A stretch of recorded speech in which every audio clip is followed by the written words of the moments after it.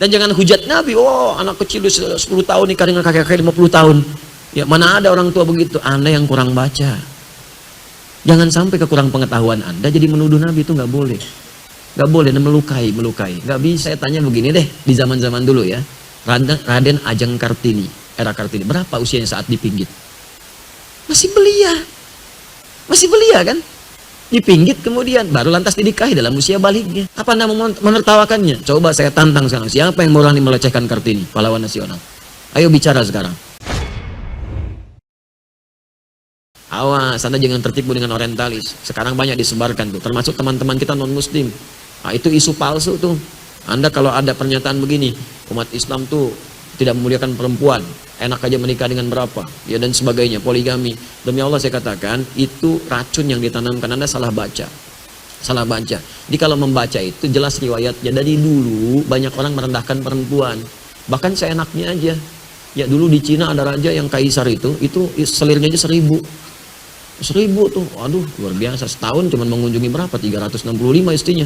Ya itu 3 tahun sekali baru kekunjungin istrinya. Ya sebelumnya lagi kan ada lagi lebih banyak lagi. Zaman jahiliyah di Eropa itu banyak juga seperti itu. Ya selirnya banyak, bundiknya banyak, nggak ada dianggap. Bahkan ada yang perempuan diperjualbelikan seenaknya. Suami bisa tukeran, termasuk di jahiliyah.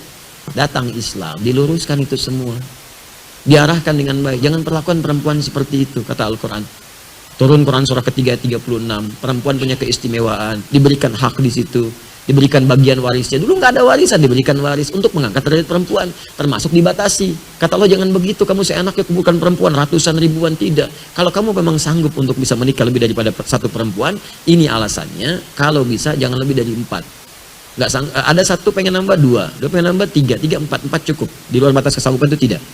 Cuma Nabi Muhammad yang saya berikan kemudian petunjuk untuk menikah dengan 9 perempuan. Di Al-Bukhari nomor hadis 5068. Ya, dari Anas bin Malik. 9 pun itu dengan hikmah, bukan untuk dunia. Karena semuanya rata.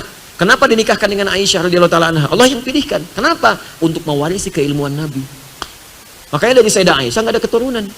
Dan jangan hujat Nabi, oh anak kecil 10 tahun nikah dengan kakek-kakek 50 tahun. Ya mana ada orang tua begitu, Anda yang kurang baca. Jangan sampai kekurang pengetahuan Anda jadi menuduh Nabi, itu nggak boleh. Nggak boleh, dan melukai, nggak bisa. Jangan dibaca konteks dulu dengan sekarang. Orang dulu itu beda dengan kita sekarang. Mereka udah terbiasa menikah dengan usia yang muda. Abdullah bin Amr bin As itu nikah usianya berapa tahun? Itu beda usia dengan bapaknya 11 tahun. Ya, bapaknya itu 23 tahun. Anak 9 tahun udah minta nikah, bapaknya nikah usia 11 tahun. Ada yang mengatakan 10 tahun, ada yang mengatakan 13 tahun. Masih itu biasa menikah dalam keadaan muda. Saya baru dari Paris kemarin. Paris, lampu merah, sonoan dikit. Ya. Itu Louis menikah dengan Maria Antoinette usia berapa tahun? 13 tahun. Itu di Eropa. Itu biasa. Saya tanya begini deh, di zaman-zaman dulu ya, Raden Ajeng Kartini, era Kartini, berapa usianya saat dipinggit? Masih belia kan? Dipinggit kemudian baru lantas dinikahi dalam usia baliknya. Ya mengandung, melahirkan, meninggal dunia. Itu kan usia yang sangat muda.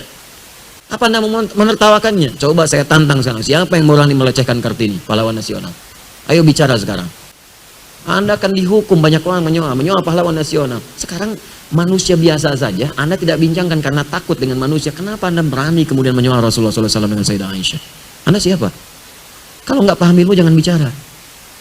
Kalau nggak paham ilmunya belajar dulu, takut khawatir salah ucap. Karena itu jangan sembarangan mengatakan sesuatu. Di konteks dulu, dibaca dulu, dilihat dulu apa hikmahnya. Ternyata dipilih yang paling belia ini, kemudian setelah balik baru diajak berumah tangga, hidup berumah tangga, itu untuk belajar kehidupan fikih di rumah tangga. Bagaimana mandinya Nabi di rumah tangga, bagaimana bangun tidurnya, bagaimana saat Nabi kemudian menyantap makanan. Kan hadisnya banyak dari Sayyidah Aisyah. Ternyata Aisyah anak yang cerdas, setelah dewasa disampaikan semua itu, jadilah guru. Jadi guru Sayyidah Aisyah meriwayatkan hadis-hadis Nabi yang jarang didapatkan yang di luar rumah. Sebab gak semua orang bisa masuk rumah. Kalau yang lainnya banyak. Sayyidah Khadijah ada wafat duluan sebelumnya. Ya Zainab meriwayatkan yang sedikit-sedikit, tampilan yang khusus. Saudah binti Zam'ah saat Anda jadi nenek-nenek dewasa seperti apa berbakti pada suami. Kalau suami masih ada di situ. Jangan sampai canda hilang. Ya Saudah binti Zam'ah itu sudah sepuh, Nabi menikah tapi masih bisa bermain canda dengan Nabi.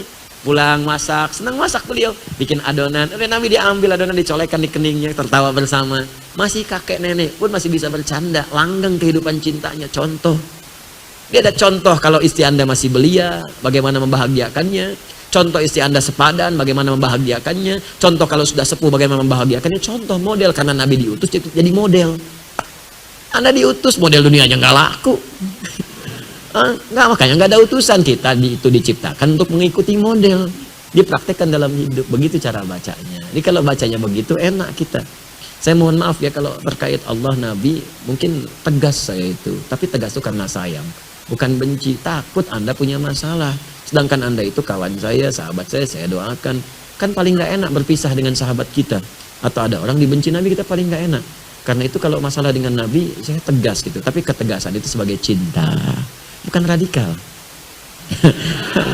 Bukan radikal. Ini saksi antum nih. Tunjukkan pada saya radikal saya di mana. Nanti saya perbaiki. Kan kita memperbaiki diri setiap hari. Mungkin ada yang salah itu pasti. Tapi di balik yang salah kita bertobat. Tunjukkanlah kalau ada yang kurang baik. Tunjukkan supaya saya perbaiki. Ya, alhamdulillah, mudah-mudahan Allah berikan kebaikan. Ya, alhamdulillah. Kita nggak perlu banyak-banyak lah. Hal-hal yang kita bahas sedikit tapi bisa bermanfaat insya Allah. Ya, jadi beberapa waktu ini saya mohon doa juga. Ya, saya sedang menata diri untuk belajar lagi, kemudian mengkaji lagi, praktekkan lagi. Jadi silakan, saya senang hati. Kalau ada yang kurang sampaikan, saya koreksi. Kalau ada praktek yang kurang tepat sampaikan, saya perbaiki. Jadi kita bisa berbuat lebih baik lagi insya Allah.